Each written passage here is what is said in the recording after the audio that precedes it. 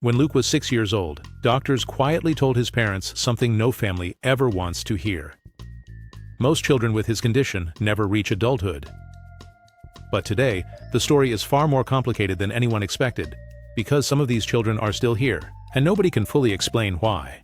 Some children dream about growing up, getting a driver's license, moving into their own apartment, finding love, starting a career.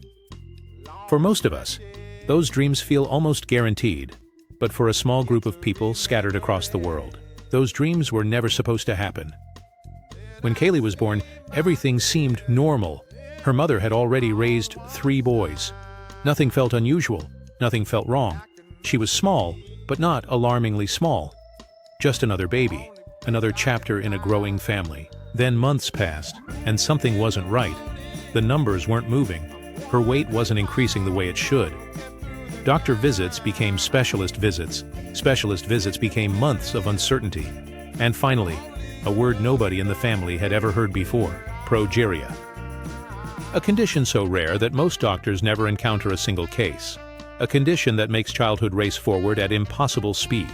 Suddenly, every milestone looked different. Every birthday carried a different meaning. And every year felt precious. But Kaylee wasn't thinking about life expectancy. She was thinking about dance class, about sleepovers, about making friends, about being a kid. And somehow, that's exactly what she did. Across the ocean, another family was hearing a similar story. Harry was 7 years old when doctors finally discovered what was happening.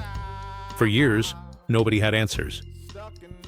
His parents traveled from specialist to specialist, test after test, question after question. No certainty, only mystery. Then came the diagnosis: atypical progeria syndrome. So rare that doctors struggled to predict what his future would look like. Nobody could tell his parents how long he would live. Nobody could give them a roadmap. Imagine hearing that. Imagine loving someone more than life itself, and realizing nobody can tell you what comes next. Harry remembers feeling different, smaller, weaker, older in ways no child should be. Pain in his joints, fatigue, physical struggles that sounded more like the complaints of a grandparent than a young boy. Yet when you meet Harry, that's not what you notice. You notice the smile, the humor, the excitement when he talks about traveling to Japan, about anime, about seeing the world. Because Harry made a decision early. He could count the days, or he could fill them. But perhaps the most remarkable part of this story is that many of these people weren't expected to survive this long.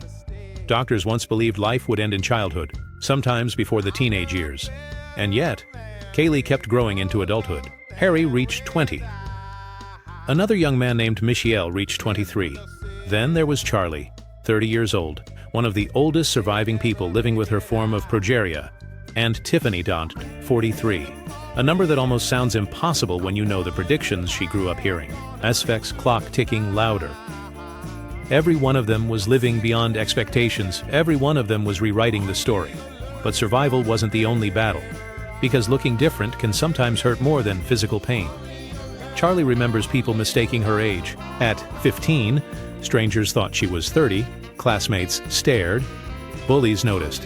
Questions followed her everywhere, sometimes curiosity, sometimes cruelty.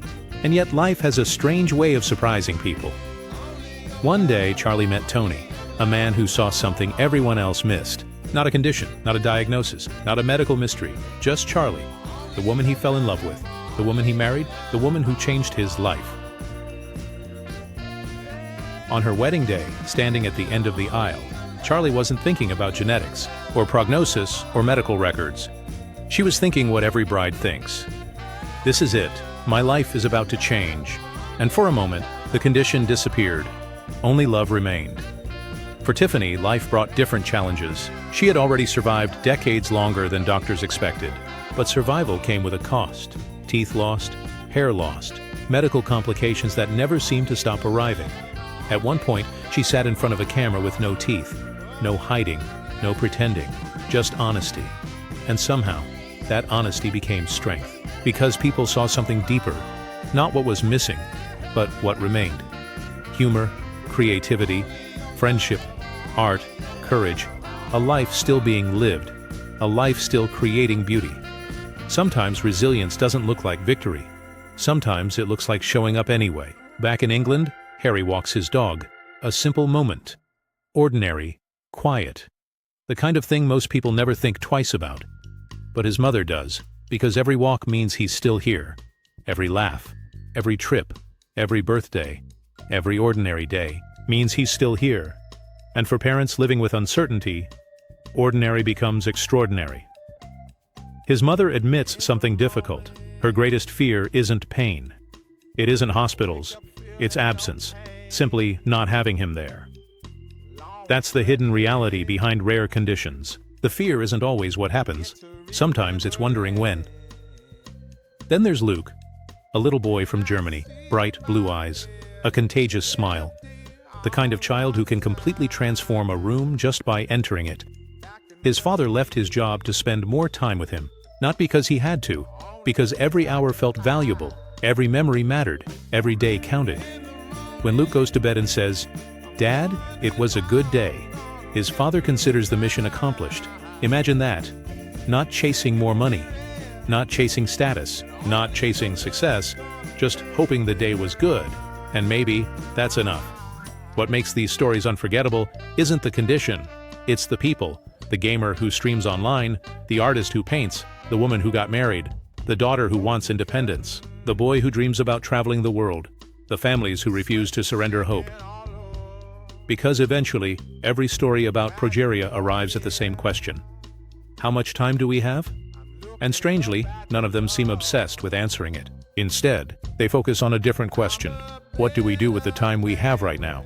Maybe that's why these stories stay with us.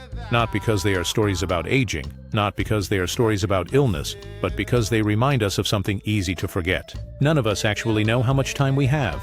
Some people simply learn that lesson earlier than others. And tonight, somewhere in the world, another child with progeria is laughing. Another parent is making memories. Another impossible story is still being written. And maybe that's the real miracle.